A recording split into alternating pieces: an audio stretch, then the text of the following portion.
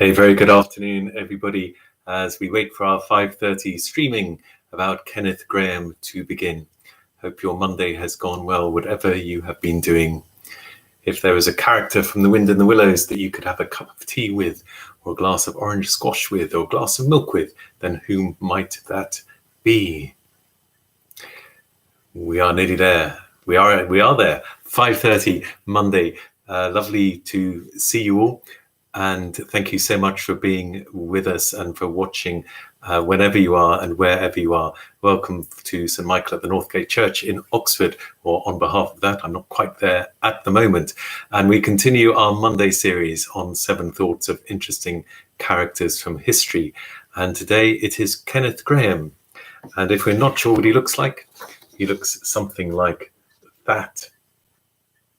And Kenneth Grahame was born 1859 and died in 1932. He is most well known for his book, The Wind in the Willows, wonderfully illustrated by E.H. Shepard and much loved for over 100 years now. An interesting book, a strange book, and we'll be coming on to that later.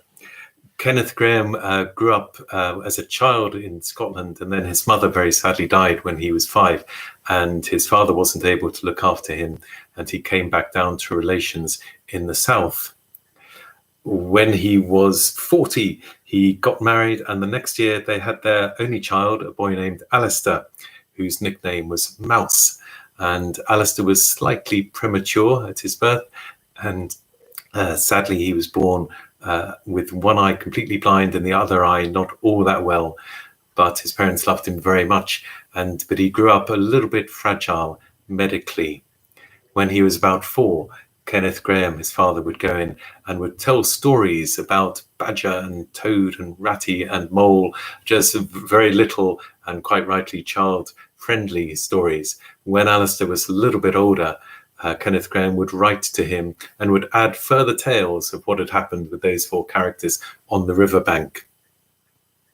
Kenneth Grahame wanted to go to university when he was younger, but couldn't afford to. In those days, you needed money to do so, as in fact, for many you do now. He didn't go to university, and he went to work in the Bank of England instead. He did well there, and he retired fairly early in 1908. So he was there, if my math is correct, 49. He was then 49. And he then started to write up these stories that he had told his son. And that became The Wind in the Willows, published fairly shortly afterwards. It was his first full-length novel. He had written essays before, some of which had been published in 2 books, one, The Golden Age and Dream Days, both about childhood. Note the title, The Golden Age, The Dream Days. Here was someone who valued a happy childhood, even though his had been a little bit unsettled, and his son Alistair had been slightly plagued by illness. When the book came out, it did not come out to universal approval. The Times Literary Supplement dismissed it as nonsense of poor quality. Nonsense of poor quality.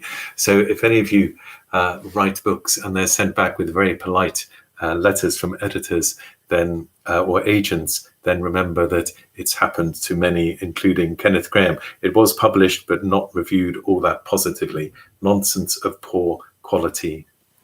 His beloved son Alistair died a few days before his 20th birthday. While at university, he was able to go to university, as unlike his father, who hadn't been able to. And Kenneth Grahame never really wrote much after that, or anything after that, and died 12 years afterwards in 1932, and buried in Holywell Cemetery, very close to his son Alistair. Holywell Cemetery here in Oxford. The Wind in the Willows. Now, over these weeks, I've used quotations from the individuals in their writing or speeches to talk about them. I have to say, all the quotations today are from The Wind in the Willows itself, so I could have just flicked through the book. And here are some themes we may wish to ponder, which seem to be at the heart of this book, and maybe themes which Kenneth Grahame himself was aspiring to and yearned for throughout his life. First of all, friendship. The friendship of the 4, badger, ratty, mole, toad is at the heart of the story. And a lot of the illustrations very much have them together and doing things together or talking together or whatever it may be. What does friendship look like with four very different characters? What does it mean? How do they look after each other? There's so many quotes I could choose, just one. Independence is all very well, but we animals never allow our friends to make fools of themselves beyond a certain limit. And that limit you've reached, so they're telling Mr. Toad. And of course, at the heart of the story is them trying to look after their friend Toad. They never forget him. They never let him go, even though he frustrates them and terribly annoys them and makes lots of mistakes, but they never let him go as a friend. Second, there's a great deal in the book about nature, so much that in that early review from the TLS, as a contribution to natural history, it's negligible. Well, it probably wasn't meant to be a contribution to natural history, but there was so much in it about nature that the reviewer clearly felt that had to be noted. I beg your pardon, said the mole, pulling himself together with an effort. You must think me very rude, but all this is so new to me. So this is a river? The river, corrected the rat. And the story of the riverbank, those who live nearby, but also all the parts of nature which come over so strongly in the story. Kenneth Grahame loved nature. In his childhood, when he was moved down south, one of the safe places for him was the garden by riverbank. When he retired, he went back to the same area in Berkshire, and he loved all things natural and trees and rivers. And maybe part of the attraction of the book was his description of nature and all it can mean.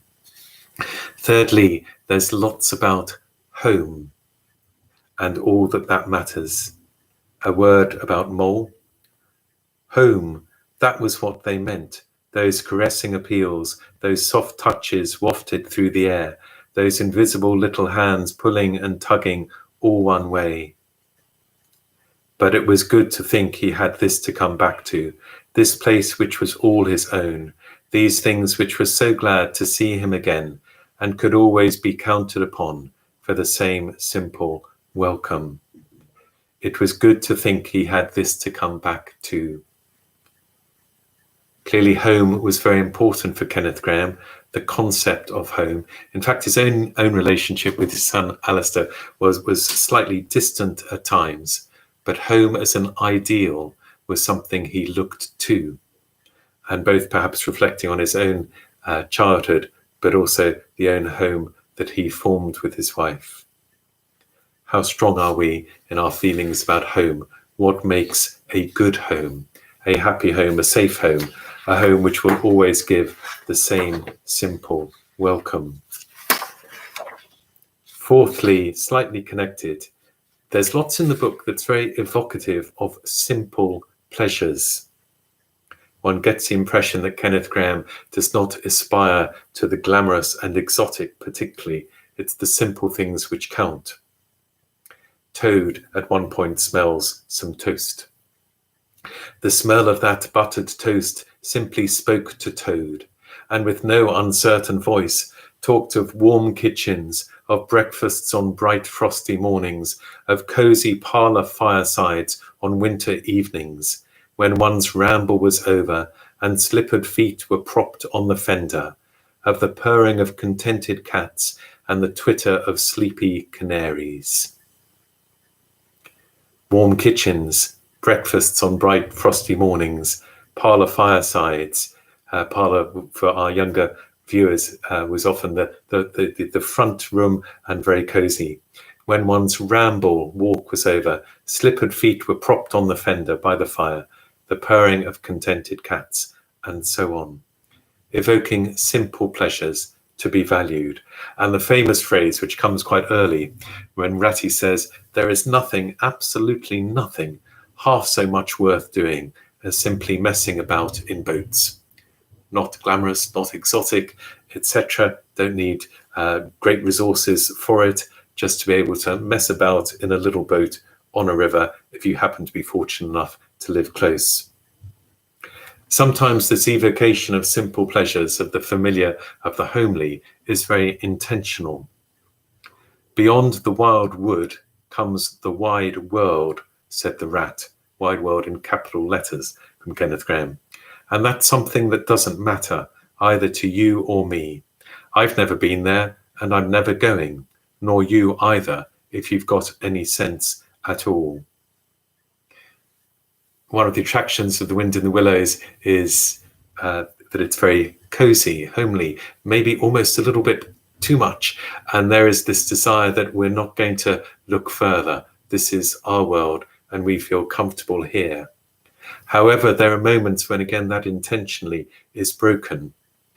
And one of the interesting things about the book is that it is quite a strange book in some ways. It's not just a collection of episodes which had been told to a child at his bedtime. And two of the strangest chapters are Wayfarers All, when Ratty is just slightly caught up by the desire to go travelling after he meets a rat that's done a lot of travelling, and Ratty just catches that. And also The Piper at the Gates of Dawn. In all the big film adaptations of this book, those two chapters tend to be left out because they don't quite fit.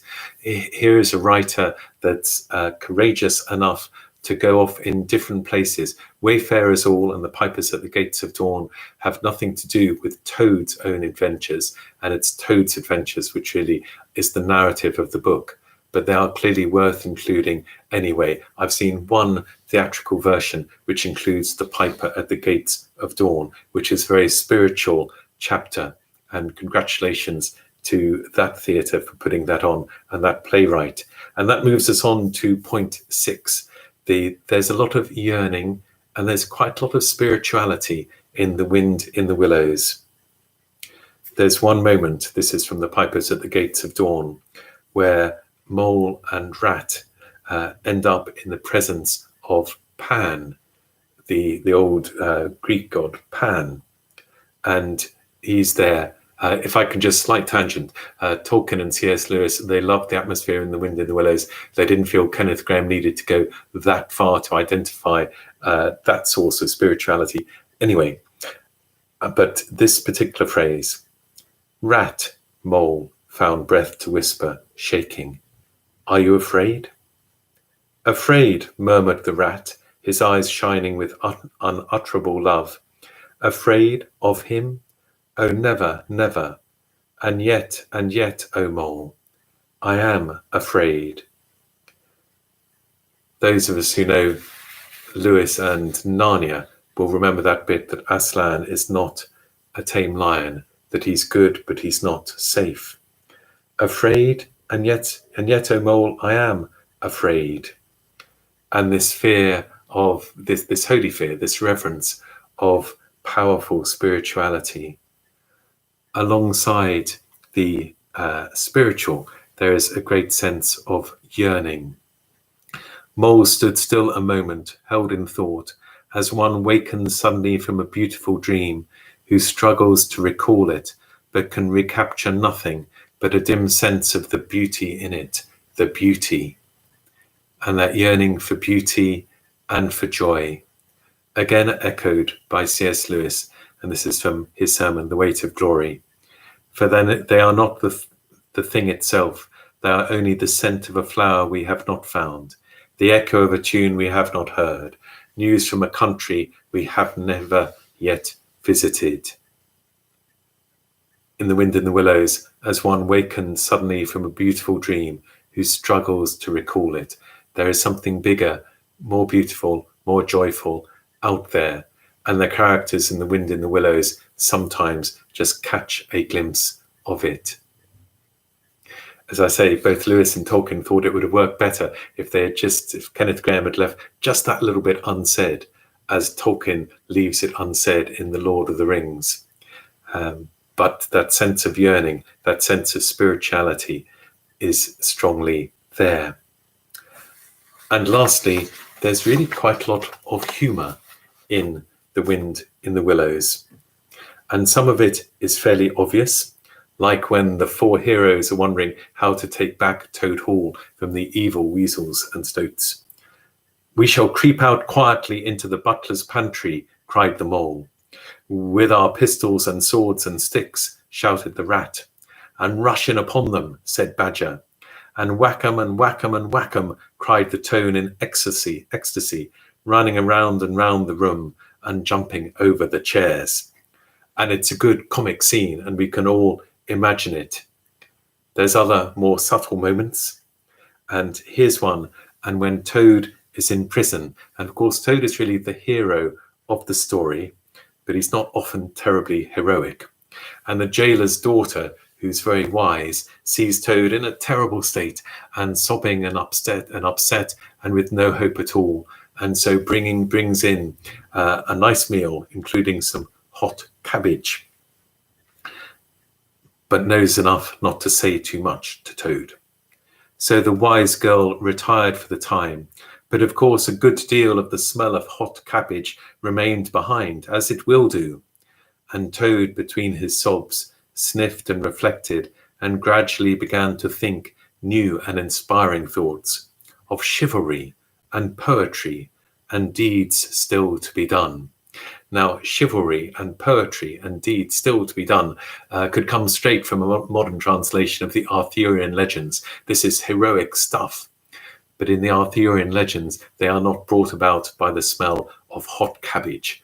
And that link, that juxtaposition, really skillfully done. And then there's a wonderful bit, just keeping an eye on the time. I think I've got time for this. When they meet Badger, find his home in the wild wood, and the next morning, having been well fed, well looked after, and this is Mole and Ratty, they're wondering, where's Mr. Badger? Inquired the Mole. The master's gone into his study, sir, replied the Hedgehog, because Badger had taken in some lost hedgehogs as well. And he said as how he was going to be particularly busy this morning, and on no account was he to be disturbed. The animals well knew that Badger, having eaten a hearty breakfast, had retired to his study and settled in an armchair with his legs up on another and a red cotton handkerchief over his face, and was being busy in the usual way at this time of the year. One last illustration from the great E.H. Shepard to show Mr. Badger being very busy. And the illustrations by E.H. Shepard and the stage adaptation by A.A. Milne, the Winnie the Pooh author, which brought it very much into the public eye. I think they both very much helped this to be such a popular and long-lasting book. 7 quick thoughts. As always, so much we can say. Do go and read the book for yourself if you wish, or reread. There's lots here about friendship. There's lots here about nature. There's lots about the value of home and the familiar. There's lots about simple pleasures and them being evoked, and how do we evoke them? How do we bring them to mind? It is quite strange. There's quite a sense of the other. There's these chapters brought in which don't really fit the story, but they stay in, and they're wonderfully written. There is this yearning for beauty and for joy. There's the sense of spiritual greatness out there. Afraid of him, oh never, never, and yet, oh Mole, I am afraid, but his eyes are shining with unutterable love. And there is quite a lot of humour in it. So much, as I say, I've left out, haven't touched on any of Toad's songs, which are well worth putting one's own tune to. But I hope that you have enjoyed tonight our little bit of a look at Kenneth Grahame and the wind in the willows, and blessings on the rest of your Monday evening. Thank you so much for watching.